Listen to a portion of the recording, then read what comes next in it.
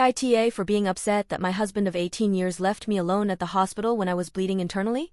I'm really not happy with how things went down last weekend, so I thought I'd scream into the void and see if the void screams back. I don't have any friends I could talk to about this. I, 43F, had severe abdominal pain in the lower right side of my abdomen on a Saturday night, so bad that I thought about going to the ER, but I'm slightly phobic about hospitals and ER visits are expensive, so I didn't. It ended up feeling somewhat better by the next morning, so I put it out of my mind and was just careful, thinking I had pulled a muscle or something. 2 days later I found massive purple bruises on my stomach, very near where the random pain had been / still was, which of course freaked me TF out. I first went to my OBGYN in case my IUD had slipped and perforated something, but my IUD was fine, and no ovarian cysts / rupturing going on. She sent me to my primary care. After tons of poking and prodding, painfully I might add, she sent me directly to the ER, even going so far as to call the head nurse in the ER to tell them I was coming and what my symptoms were. Her thought was that it was appendicitis, even though I had no nausea or other symptoms of that. Long story short, after scans, labs and testing was done, I have a hematoma of the rectal sheath, rip in the abdominal wall outside the colon, and the bruises were caused by it bleeding internally. I went to the ER about 11:30 to noon on Friday and spent the next 10-ish hours there before a room opened up for me and I was admitted. They weren't sure if I was going to need surgery to correct it, and no one had any idea what caused this, so the concern of more / other internal bleeding was big. My husband, 49M, was at work at the time. My husband picked up my 7-year-old from school at 3 p.m. and went home. His mom is retired, alone, husband passed April 2024, and loves to spend time with the kids. I also have a 23F, but he didn't ask her to pick up our son or watch him so my husband could sit with me. He waited until 7:30 p.m. to bring me food in the ER. I hadn't eaten all day cause I was fasting to do blood work at my primary care appointment, stayed with me for about 30 minutes and went home again. At that point I still wasn't sure if I needed surgery, so I couldn't eat or drink anything after midnight. The next day I didn't see him until after my food/drink intake was permitted again, so about 11:30 a.m. or so. My hospital lunch was delivered about 20 minutes after he arrived, and he left after my doctor gave his update. He missed the oncologist and hematologist though. I had to deal with that terrifying prospect alone. My mom died of leukemia when I was 15. He wasn't very happy with the doctor, which I totally get. The doc was really off-putting and borderline unprofessional, asking if my husband hit me to both of us, in the same room, after being asked this exact question at least 20 times, by several different hospital staff prior to this. I was even asked if there was anyone I wanted to restrict from the hospital and said no, but he kept harping on it and was visibly angry, but he insisted he wasn't mad at me. I get that it was offensive, but I didn't understand why that took precedence over what was going on with my health and mental well-being. This was my first time being a patient in a hospital, besides when my 2 kids were born, and my prior experience with hospitals was anything but pleasant. Between my mom's cancer and daughter's medical issues from birth until age 12, I spent way too much time there already. He kept bringing the doctor's comment up, then complained that the chaplain came by after me, saying I didn't want the chaplain. I'm pagan freaked him out a bit when he came by, but that's another story, then got mad about the amount the hospital was charging the insurance company. Not what they were charging us, what they charged the insurance.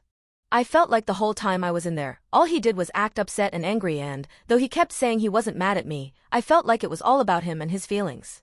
I finally got to drive myself home from the hospital about 3:30 p.m. on Monday, so it was almost 4 days in the hospital.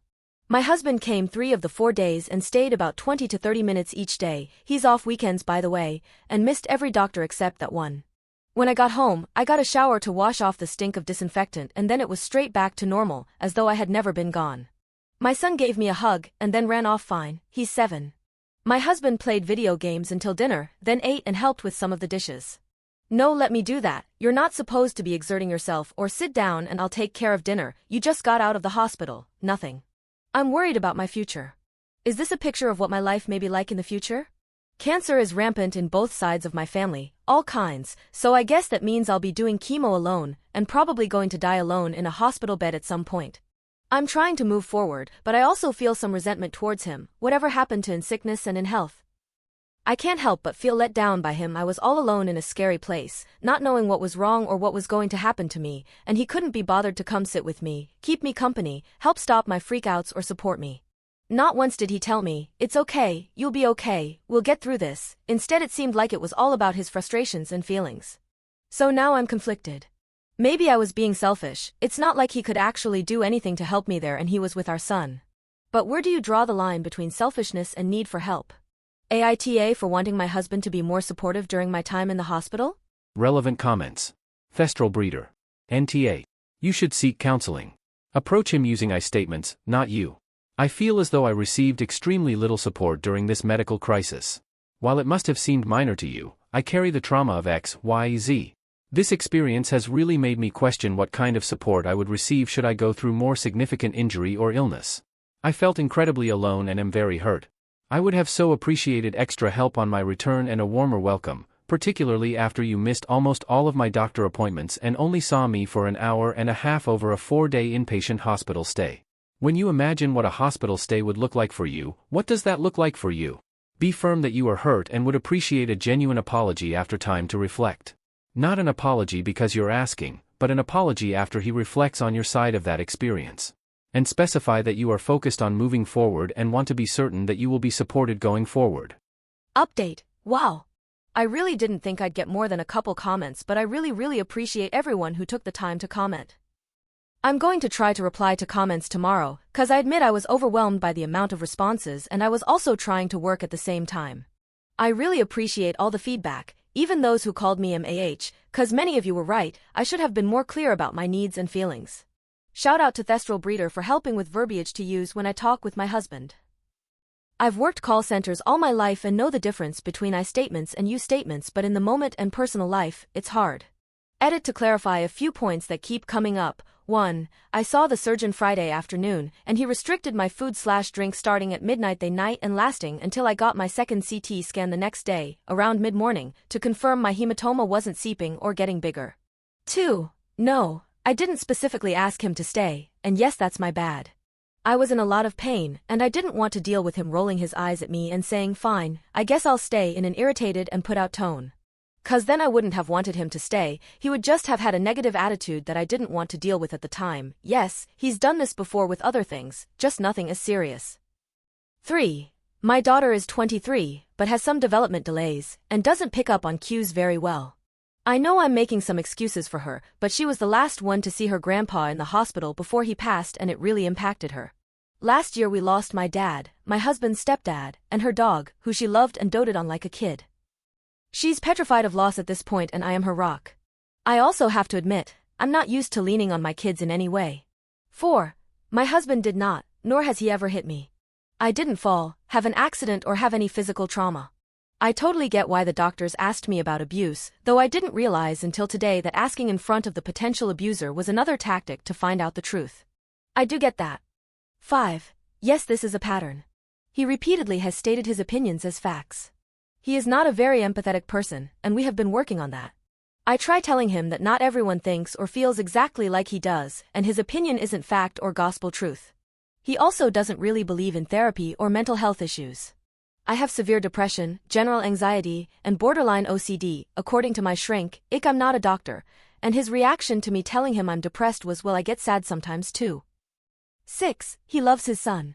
He and my daughter have a somewhat complicated relationship since they butt heads a lot, but he's been a way better father figure than my ex, so much more involved in her life and adopted her as an adult. Her bio dad wouldn't agree to the adoption prior, even though he wouldn't even talk to my daughter.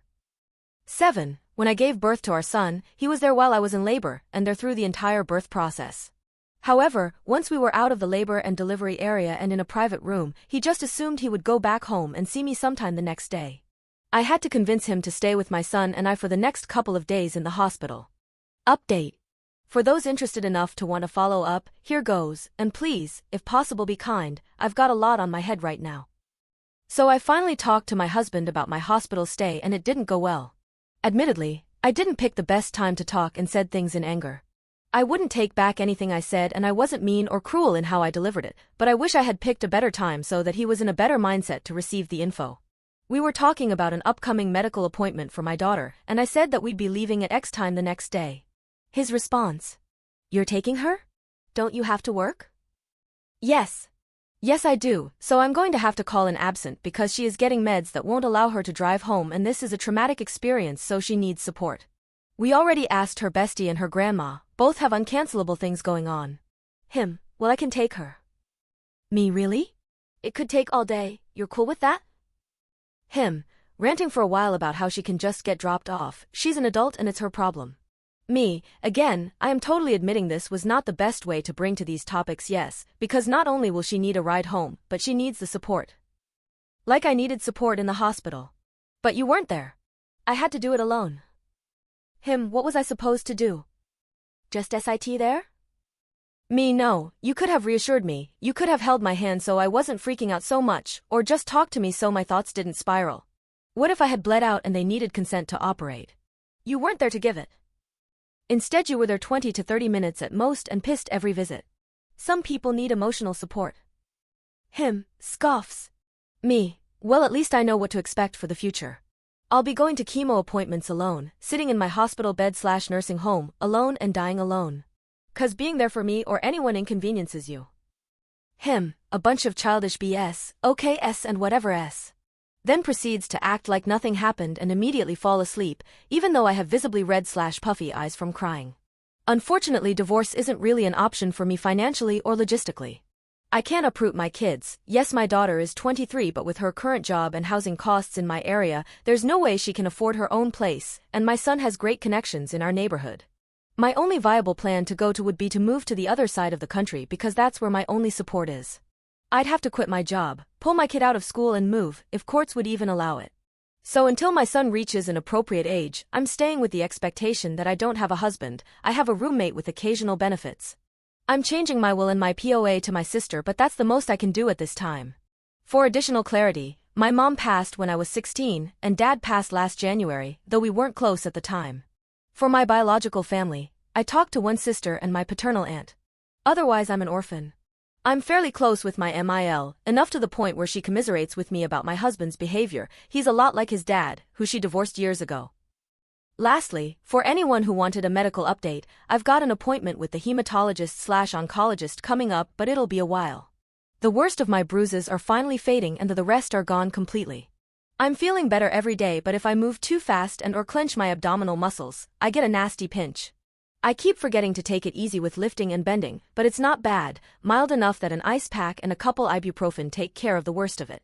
Luckily my job has been amazing and letting me work from home even on in-office days. They really have been super caring and supportive. So again, thank you to everyone who commented or DM'd me. It really helped me to see past my husband's callous reaction and that it wasn't an unreasonable request to ask him to stay with me. It's been an eye-opening experience, and honestly I'm really sad that after all these years, I can't count on my partner.